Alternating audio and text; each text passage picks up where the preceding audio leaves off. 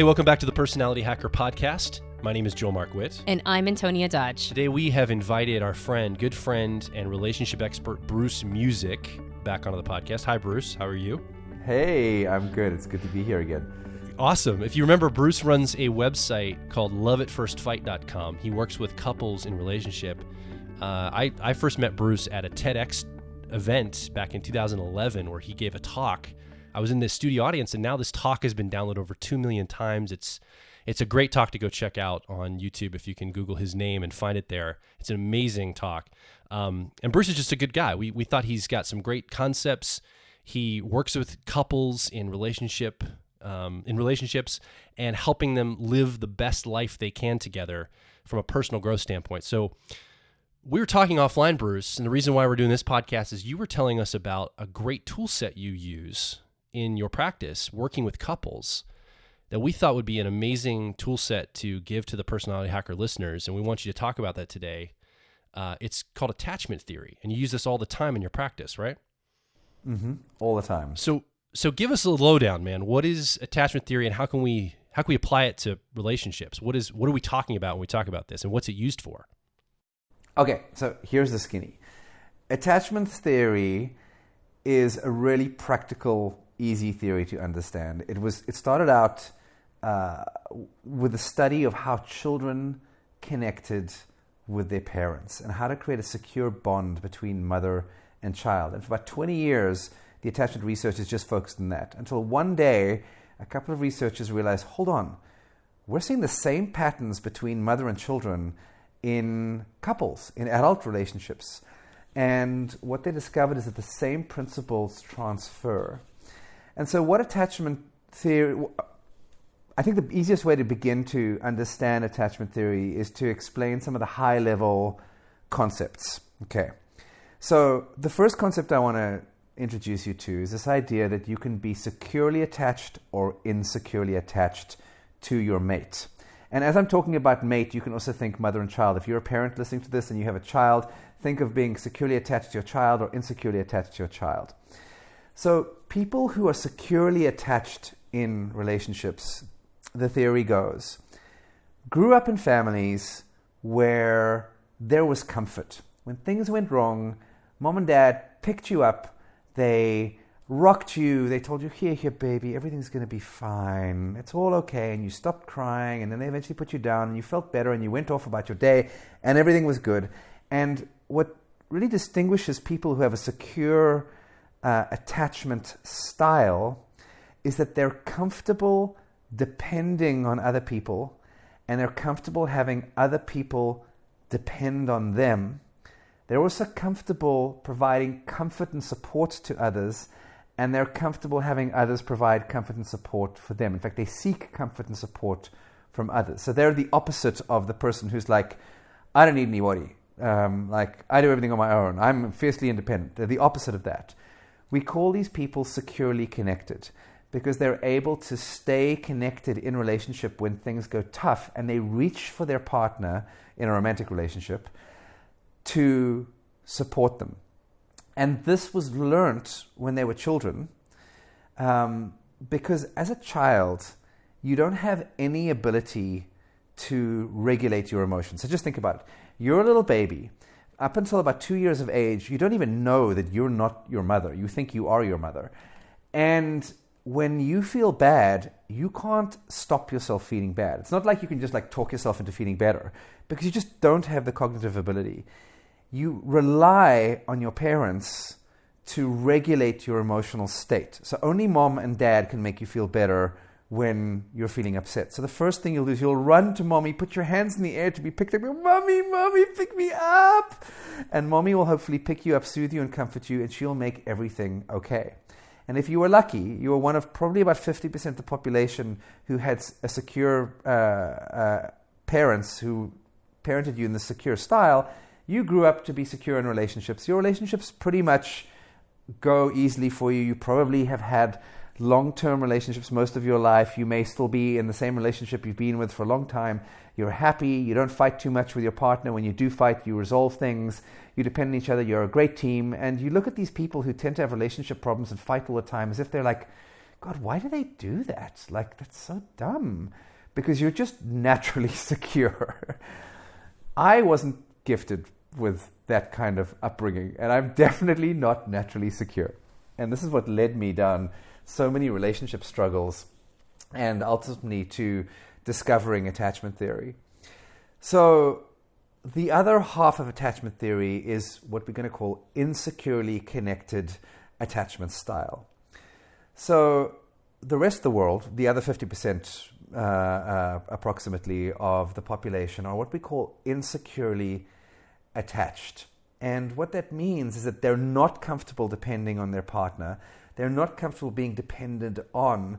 They don't naturally reach out for comfort and support like securely connected couples do. And when they get into the power struggle stage of relationship, they have a hard time. Now, for those of you who didn't listen to the previous podcast we did, where we covered the 3 stages of relationship, I'll just kind of summarize them in like 15 seconds. Relationships generally graduate through 3 developmental stages. You start off in the romance stage, falling in love. Then anywhere between 2 weeks and 2 years later, when one or both of you perceive permanence to the relationship, you enter the power struggle stage, where you start to fight to get your needs met. And the power struggle stage is where most couples break up.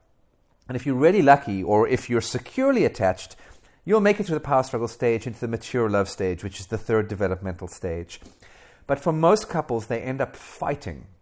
And if you are insecurely attached, your fights will often escalate into volcanic eruptions during the power struggle stage and rip you apart. And if you don't understand what's going on, you're going to think things like, well, perhaps we're just not meant to be, or this clearly isn't my soulmate, or love shouldn't be this hard, or I love you, but I'm just not in love with you anymore. These are things I hear from couples stuck in the power struggle stage with insecure attachment styles. So I want to introduce you to 2 characters. And these 2 characters I call the Hailstorm and the Turtle. These are not technical terms. The technical terms for these 2 characters are the anxious and the avoidant. The anxious I call the Hailstorm, and the avoidant attachment style I call the Turtle, just because they're really descriptive. So as you're listening to this, I want you to think of your own relationship and how you react when you feel disconnected from your partner, when you don't feel safely connected to your partner emotionally, when you're afraid of being abandoned or afraid of being engulfed and rejected. How do you react? And hopefully we're going to help you identify your attachment style. Now, these are not types like Myers-Briggs types. They're styles of relating. They're learned behaviors that you can unlearn. And part of what I do with couples is help them unlearn these insecure attachment styles so they can start to get along with their partner and get through the power struggle stage into mature love in their relationships. So let's talk about the Hailstorm first. Now, in attachment theory, the Hailstorm grew up in a family environment where comfort was inconsistent. Inconsistent being the operative word here. So you're a little baby, you're afraid something goes wrong. Maybe you're 3 years old, I don't know, like somebody bullied you at your little play date, and you're crying, and mom came and she picked you up and she soothed you, and the world was great again. And you're like, oh, I feel so good. So you know the relief that comes from being picked up and soothed and comforted by your attachment figure. Attachment figures is a fancy technical term for your parents in this stage. Next time something happens, maybe 6 months later, you're in another very difficult situation. Maybe, I don't know, you stubbed your toe and you were left alone, and mom was preoccupied. She was on the phone, and instead of coming to pick you up, she left you alone to cry. And because we rely on our parents to regulate our emotions, we can't regulate them ourselves until we're much, much older in our teenage years. We're stuck with this emotional pain and the physical pain of having stubbed a toe, and we feel abandoned that mom's there. And we learn, like our world comes crashing down in this moment as we realize mom's not always going to be there for us. Sometimes she's coming, and sometimes she's not. And I don't know when. And I might be stuck in emotional pain forever that I can't turn off because mom's not going to come here and soothe me.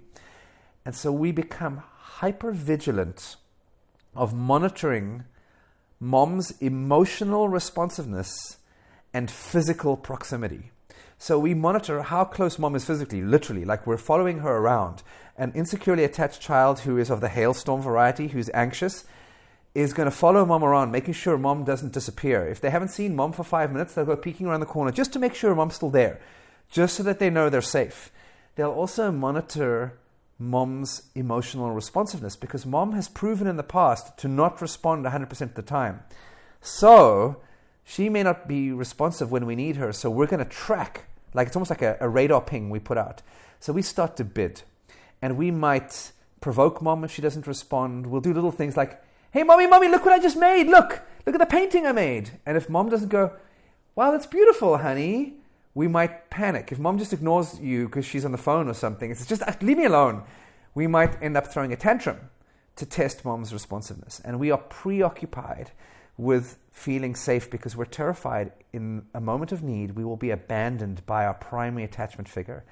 And these children grow up into adults who have a lot of trouble in relationships. I am a hailstorm. And they get into relationships where when they don't feel safely connected as an adult to their romantic partner, who's their next attachment figure. So attachment figures can be, they're usually parents or romantic partners. They might every now and then be another caregiver if you weren't brought up by your parents, or they might be a best friend or an elder sister from time to time, but generally they're parents or romantic partners. And we have expectations that we project onto our attachment partners, our attachment figures, that we would never project onto anybody else. We expect them to be there for us in times of need, to go way beyond the call of duty, to support us when we're feeling down, to sit on our bed when we're sick, to, be there for us, to have our back through thick and thin. And in romantic relationships as adults, if you are a hailstorm, when you perceive there's some kind of anxiety when you perceive you're not safely connected to your partner, you'll start to feel anxiety.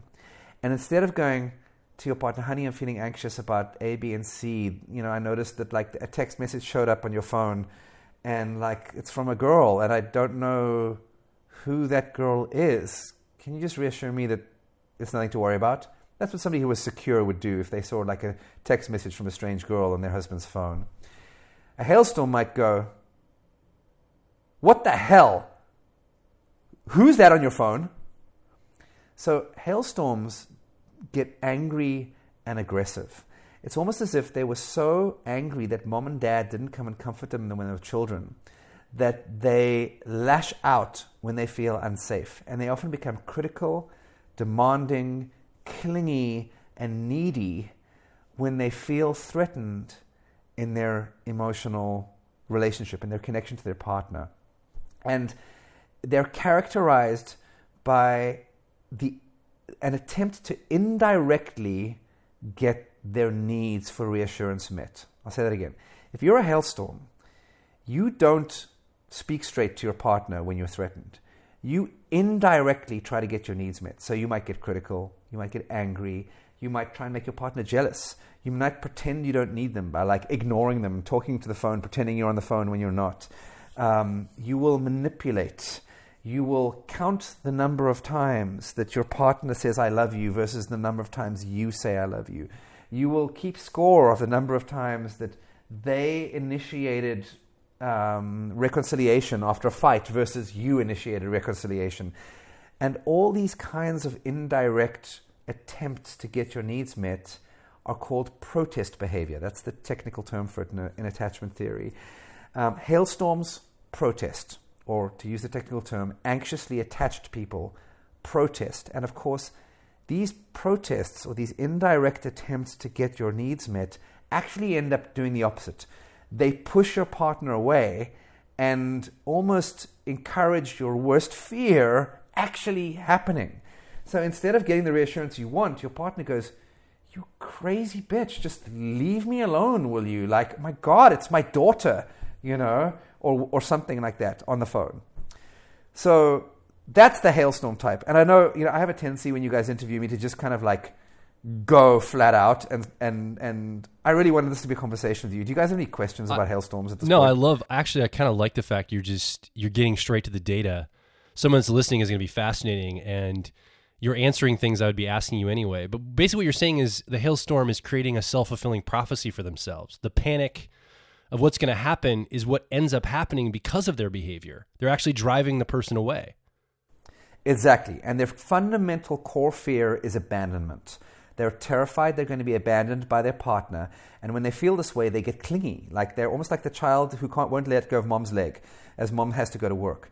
We're like this as hailstorms when we feel insecurely attached, when we're not sure that our partner is going to be there for us. I've turned into like a needy mess at times in previous relationships before I understood attachment theory. And this is why I'm so passionate about sharing this information, because firstly, what this is going to do is normalize who you are. There is nothing wrong with you if you are needy. All it means is you have an insecure attachment style, and there are definitive things you can do to become more secure, and your partner can help you as well. So that's why I love this stuff. It's like I'm suddenly like, oh my God, I'm normal. I'm not a freak. I don't need therapy. I'm like, my relationships aren't doomed. And I started to see a way forward. And when I started understanding the turtle, which most hailstorms end up in relationships with almost all of the time, it started to make sense why my partner was behaving in the way that they behave. So if it's okay with you guys, at this point, I'm going to dig into the turtle. Yeah, please do. Okay, awesome. So the almost reciprocal opposite of the anxiously attached person, or the hailstorm as I fondly call them, is the turtle, which the technical name for the turtle is the avoidant person, the person who's avoidantly attached, and sometimes called dismissive as well. So turtles grew up in families where, if you remember, I spoke about the hailstorm saying they had inconsistent comfort. Turtles had no comfort. So for turtle, you might have grown up in a family where you were told big boys don't cry, or you might have grown up with parents who kind of subscribe to this idea of you need to not comfort your children because otherwise you'll make them weak and dependent, and they'll grow up and they'll never leave your home, and you won't be doing them any favors. So you should just let them cry and leave them alone to cry it out until it's done. This was a very popular form of parenting in the 70s, and it's probably one of the most destructive forms of parenting there is. Because at that point, researchers weren't aware that children cannot auto-regulate. They cannot regulate their own emotions. So as a child, if you're feeling emotional distress, maybe you're afraid, maybe you're hurt, maybe you've just got a dirty nappy, it is the equivalent of having your fingers stuck in an electrical outlet, being electrocuted, unable to switch it off. Because mom and dad are the only people who can switch off the electric shock that is pulsing through your body as you're convulsing and writhing in emotional pain. When mom and dad don't come, you don't have too many choices. You're either going to die from the pain, or you're going to do the only other thing available to a child, and that is to numb yourself, to literally numb yourself to the electrocution. I like the electrocution metaphor because you can imagine somebody with their fingers in an electrical outlet convulsing, being shocked, and if you can't have somebody turn that electrical outlet off, the only option is to numb yourself. And so these people, turtles, grow up in families where there was no comfort. And they grow up into adults who are almost have never learned how to feel, because in turning off their emotions and disconnecting themselves from their emotions, they've also disconnected themselves from their positive emotions as well as their negative emotions. And they tend to go through life looking very even-keeled, but secretly not feeling much. So our culture supports turtles. Turtles tend to grow up into adults who are very, very independent, but they're not necessarily autonomous.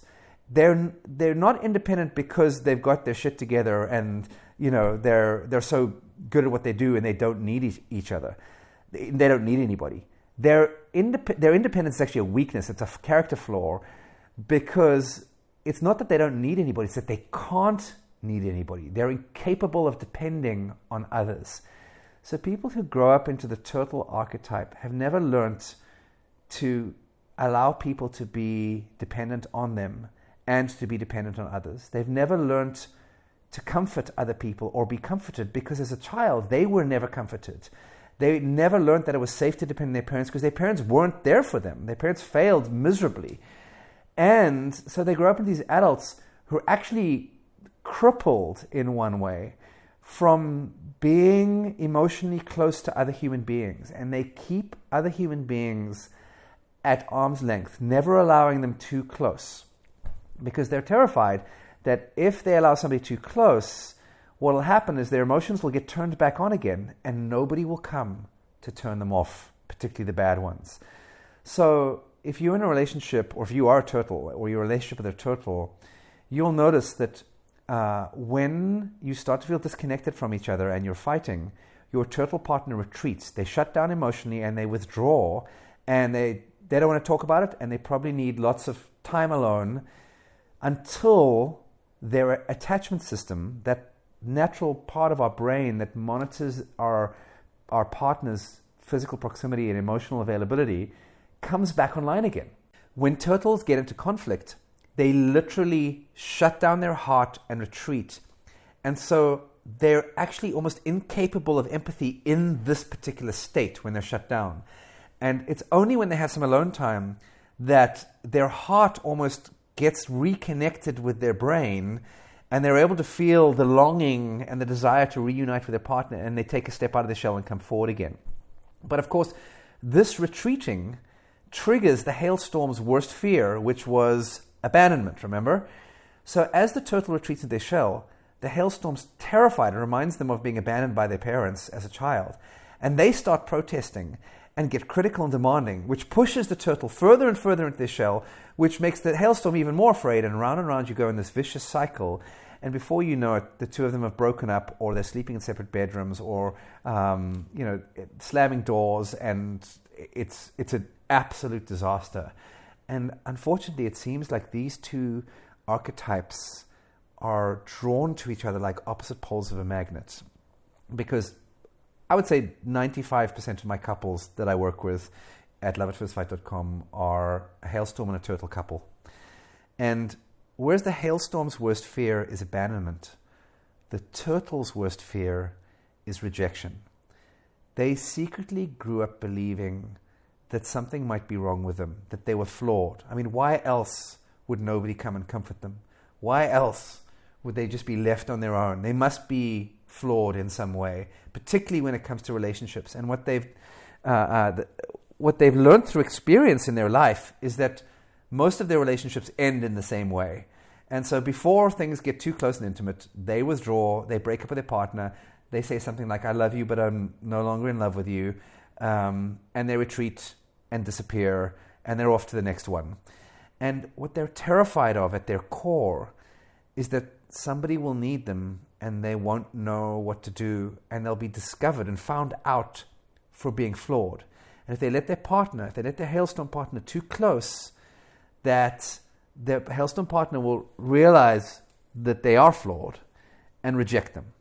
So turtles' greatest fears are rejection, and their second one is engulfment. So turtles are terrified of being engulfed. They're terrified of having their hailstorm partner kind of merge with them and them losing their independence, their freedom. Because as a child, they might have had a parent who engulfed them, who didn't let them kind of explore the world on their own and healthily develop a sense of autonomy. That maybe mom was like, hey, come back here. No, don't go to the next room without me. And mom wouldn't leave them alone at all. They grow up into adults that are terrified of being engulfed. And so turtles tend to have one of these two varieties of core fear. It's like their biggest thing, rejection or engulfment. And these two partners come together like opposite poles of a magnet and drive each other crazy in the power struggle stage. They torment each other until they understand what's going on. And this is why, you guys, I love attachment theory, because I can help a hailstorm understand a turtle and a turtle understand a hailstorm. And suddenly they can go, oh my God, you're not crazy. You just have different needs. So I'm about to talk about the different needs and how to, what to do about it, but fire away with whatever questions you have at this point. Well, I just want to find out, so you said that you're a hailstorm situation. You had alluded to the fact that you were in a relationship with a turtle. So you've had firsthand experience in that it caused a lot of relationship turmoil for you. You saw me go through it. Yeah. Yeah. In that, I mean, we were friends with you during the time that you were going through some of that, and friends with the person you were in a relationship with. So it was interesting to see how the two of you engaged in that way and had the dynamics come up in this. As you're talking, I'm identifying with some of the things you're saying for both styles a little bit, but I don't feel, from my perspective, as extreme as these. So I'm guessing you don't have to be, like, if someone's listening going, I kind of resonate with one of those, but I don't feel like I'm so extreme, like I literally, run away from my partner, but maybe there's some things here I could learn from anyway. Just talk a little bit to the person that may not feel that they're on one extreme or the other a little bit here. Okay, perfect. So the hailstorm and the turtle are two opposite ends of a continuum, and I have painted the extremes of both. The extreme hailstorm is that crazy text terrorist who texts their partner every 10 minutes and expects a response immediately. The craziest turtle is the totally shut down man. That's the typical man archetype, who's shut down, can't feel his feelings. The macho jerk who won't open up and allow anybody close. Think Vin Diesel archetype. He would be like the classic turtle, like, I'm tough, I won't show my feelings, kind of thing. Now, of course, there's a continuum, and you're going to be somewhere along the middle, with the secure person being dead center at 50% along this continuum, somewhere in the middle. Now, we all have a little bit of crazy in us. We all have a little bit of hailstorm, a little bit of turtle. But just like you have a preference for writing with your right hand over your left or your left hand over your right, if you're insecurely attached, you will have a preference for using one of these. In fact, there's a third insecure attachment style that is only possibly about 2% of the population. And for those of you who are relating to both the hailstorm and the turtle, I want to share this with you just in case this is you. They call this third attachment style the fearful avoidant. And the fearful avoidant person grew up in a family environment that was typified by chaos. And they learned that their primary caregivers were not only a source of love, but were also a source of pain. Very commonly alcoholic parents who maybe, 1 minute when they were sober would be loving, and when they were drunk would beat the crap out of their children.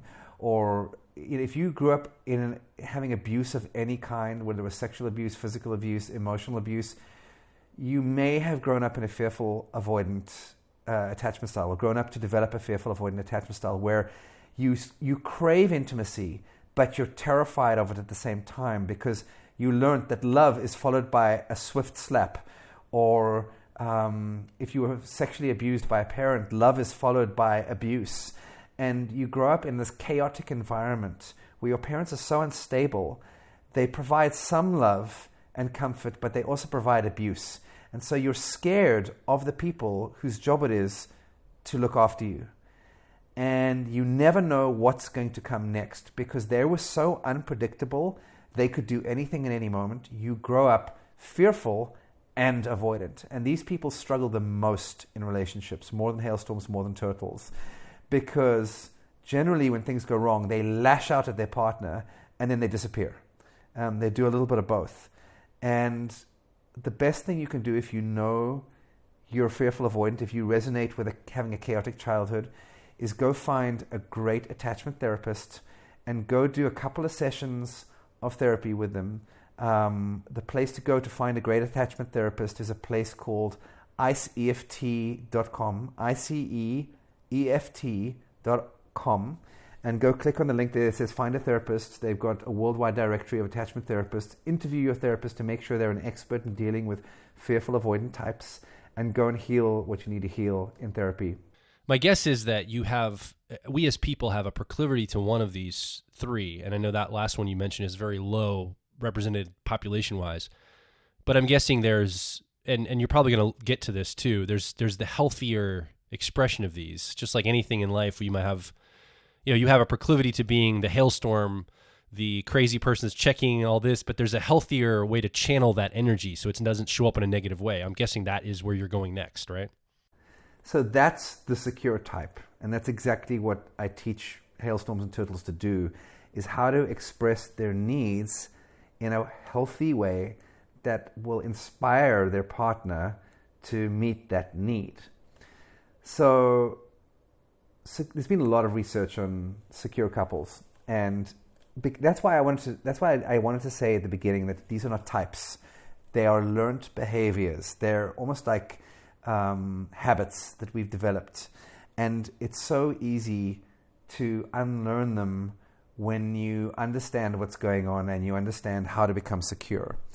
So essentially the distinctions, just to recap very briefly before I get into some actual techniques. I've got a bunch of techniques that I can share. I'll maybe give one for the turtle and one for the hailstorm.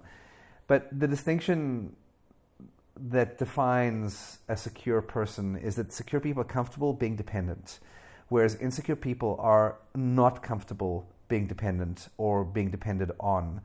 Secure people are comfortable soothing and comforting another. Insecurely attached people tend to not be comfortable. So the goal here, if you want to become a secure couple, is to learn how to depend on your partner and how to allow them to depend on you in a way that makes you both stronger, more resourceful, and more capable than either of you would be on your own. You need to learn how to soothe each other, and you can't soothe your partner until you understand what needs soothing inside of them. So, I'm going to introduce you to my first idea, soothing. How do you become secure? If you're a hailstorm, you can resonate with being a hailstorm or a turtle or a fearful avoidant. How can you become more secure, and how can you make your partner, more importantly, more secure? So I find that it's a lot easier to help somebody help their partner than to help somebody help themselves. And when I can get both members of a couple putting the attention on helping their partner, helping each other rather than helping themselves, it's a lot easier. So how do I help you become more secure? What do I do that makes you insecure?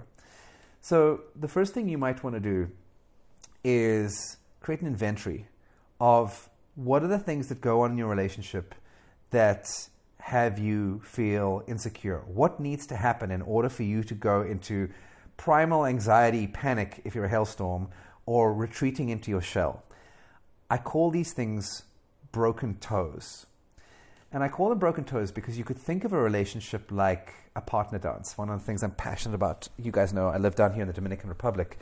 And part of this Latin culture is dancing. Dancing is an integral part of the culture. And when I arrived here, I couldn't dance at all.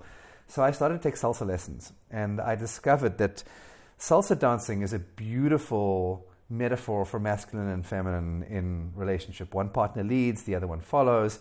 You have to be in sync. If you don't, and you stand on each other's toes, it doesn't look very good, and you trip and you fall. And of course, this is what was happening all the time to me in the beginning when I was learning salsa. And so I want you to think of your relationship like a salsa dance, with one person leading and the other person following. It doesn't matter who leads and who follows, as long as one person's leading and the other one's following. If you're both leading at the same time, the dance looks terrible. And if you're both waiting for the other person to make the first move, the dance looks terrible. Now imagine you're both dancing, but your partner has a broken toe. And you don't know that they have a broken toe. So you keep on bumping their broken toe.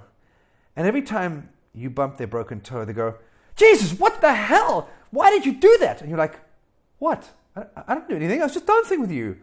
You hurt me. You hurt me so bad. Why did you hurt me, you asshole?" And you're like, I didn't mean to. What did I do?" And a fight ensues and off you go. It's totally understandable if you realize your partner's toe is broken. But if you don't know your partner has a broken toe, they're going to appear to be a crazy person to you. Like, "I didn't hurt you. Like, what are you talking about?" Now, to make matters worse, consider that you also have multiple broken toes that you're not even aware that you have. So you've got two people on the dance floor. Both of you are kicking each other's broken toes. Neither of you know that the other person has a broken toe, nor that you have your own broken toes. And as you can imagine, it's complete chaos. And so the first thing you've got to do is discover your partner's broken toes. And essentially a broken toe is an emotional hypersensitivity that was created in childhood. It might be abandonment. It might be not feeling supported. It might be feeling wrongly accused. It might be feeling untrusted. These are all just some of my own broken toes that I'm sharing with you. And once you understand what triggers your partner, what their emotional broken toes are, you know how to soothe them. So, for example, with my broken toe let's say, feeling abandoned, my partner, I've trained my partner. She knows exactly what to do. She says these words to me. She says, honey, I love you. I'm never going to leave you. And she holds me close. She puts her hands on my face. And she says, I'm here for you. I'm not going anywhere. Tell me what's on your mind. And I can go from being anxious and stressed out and feeling insecure to being like a puppy dog in her arms, like in a split second. So she can do something that kicks my broken toe. And if she knows how to soothe it, she makes me right as rain again, just like a parent picking up a child and rocking the child, saying, here, baby, everything's going to be fine. And so that's the power of understanding each other's broken toes. And I will tell you, 99%, I don't even know any couple that comes to me that has any idea of what their partner's broken toes are. They may have a general sense of it, but until you actually put a name to it and you're able to define it, and usually most people have 3 or 4 like really core wounds, like their broken toes, you will keep kicking your partner's broken toes inadvertently without meaning to, and they will keep complaining that you're hurting them, and you won't know what to do about it or how to stop, and it will tear the two of you apart. So that's step 1. Know your broken toes. And that's just a matter of having a conversation. We've got tons of exercises we do in my programs at loveatfirstfight.com that can help you with that. So the second thing you need to do is learn how to soothe your partner's broken toe so that you can comfort them in a way that reduces the tension and stops a fight suddenly exploding out of nowhere. And then the third thing you need to do is be able to ask for what you need or give your partner what they need in the moment. I could go on and on. I think I've given you a good sense of it. There's also individual things hailstorms and turtles can do to become secure, like tools and techniques that you can do. You can find out more about them at loveatfirstfight.com. Go sign up for the free videos there, and I'll teach you some of them. And we go through a ton of them on my programs. Bruce, this is great stuff. I can't recommend Bruce highly enough. Go over to loveatfirstfight.com. He's got free videos, ton of resources over there, more about attachment theory. If you're in a relationship, you want to be in a relationship, you've been in a relationship, Bruce is your guy. He's got relationship advice and expertise down pat, and I very much recommend it. And Personality Hacker is a great supporter of you, Bruce. We love you. Thank you, guys. I love you guys too. I can't catch my girlfriend listening to your podcast in the kitchen while she's cooking, and I listen to it all the time while I'm riding motorcycles in my headphones. That's awesome. Well, thank you so much for being on the show, and hopefully we can get you back on. Yeah. It's a pleasure. Thanks for inviting me. Thanks, Bruce, for being with us. And if you've been listening and you want to leave a comment or ask a question, come over to personalityhacker.com. You can leave a comment or ask a question directly below this podcast, and we want to have you part of this conversation. What style of attachment do you think you are? Are you the hailstorm? Are you the turtle? Do you feel like you've been developed out of those two? Leave some feedback. Let us know what's going on. And you can also join a growing community of like minds over at facebook.com/personalityhacker or twitter.com/personalityhack.